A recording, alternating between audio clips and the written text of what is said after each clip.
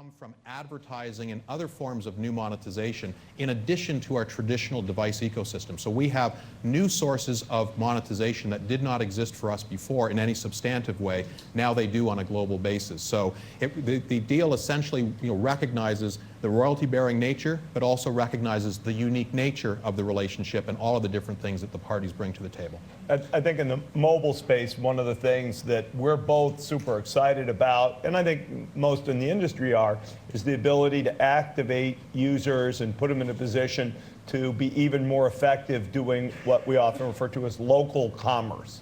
And Nokia's got not just mapping, but other assets that are really valuable that we will sort of import, if you will, and make part of our services as much as the other way around. And there's a set of financials that go with that as well, as Stephen said.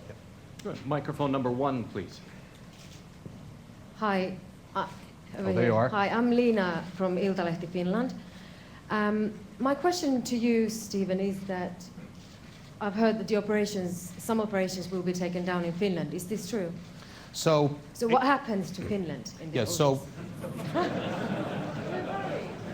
So first of all, let me make a really important statement, collectively about our role in and our relationship to the people of Finland and the country of Finland.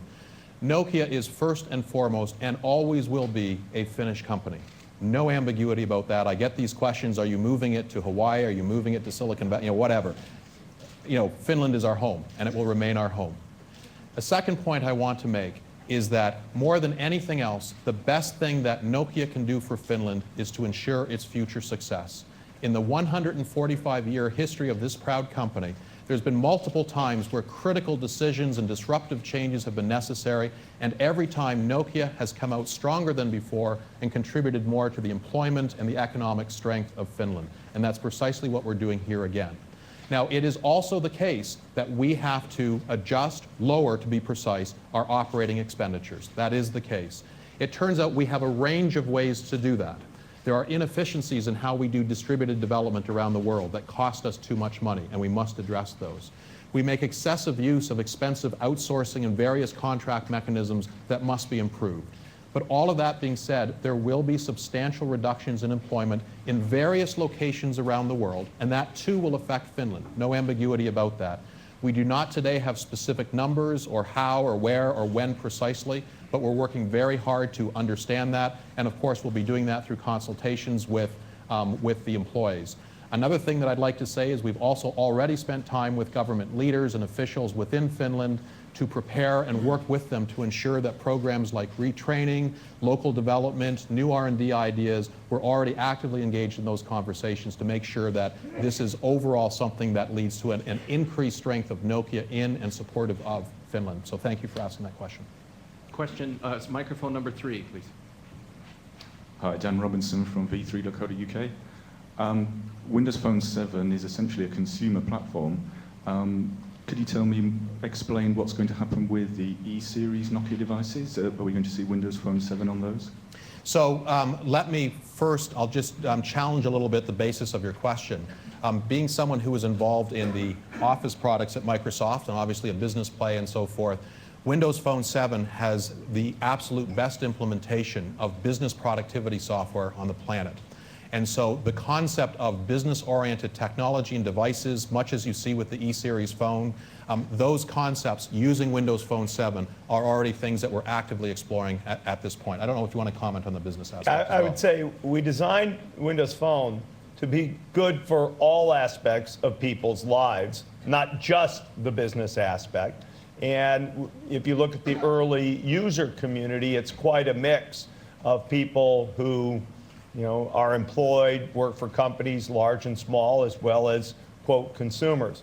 You'll see us continue to add capabilities that are appreciated by systems administrators and IT people, and there's certainly a set of things on our roadmap that we can go do around that. But from a basic functionality perspective, I think, as Stephen said, we're really kind of number one in capabilities for somebody who wants to be productive at work. Microphone number 5, please. Yeah, hi, this is Andrew Parker of the Financial Times. Just wanted to pick up something that the financial analysts have been pointing to this morning. They seem to be, to some extent, disappointed with your medium-term guidance for devices and services, the margin there of 10% or above. Questioning, in other words, if you're going into an alliance with Microsoft, can you cut into your R&D significantly? Can you give any sense of whether there's a big potential for a saving there and therefore whether margins can improve over time? And then just briefly also, talking privately to the mobile operators, particularly in Europe in recent days, they were hoping you were going to announce a big boost to MeeGo today, and that was going to be the mass market alternative to Apple and Android. Just interested in what feedback you got to the idea of tying up with another US technology company. Great. Two good questions. First of all, during our investor and strategy briefing this afternoon, we'll give quite a bit more information about how you should think about R&D expenditures. We will actually put up a graph that directionally signals significant changes in the makeup and the absolute levels in R&D expenditures as a result of this relationship.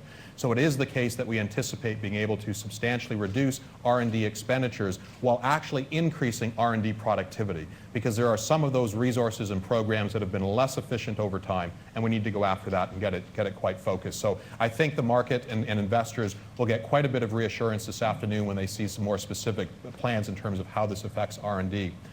With respect to the European operators, both Steve and I have been in contact with virtually all of the European operators, as well as operator leaders in some countries around the world, although the phone calls are still happening at a furious rate, as you can imagine, with all of this news.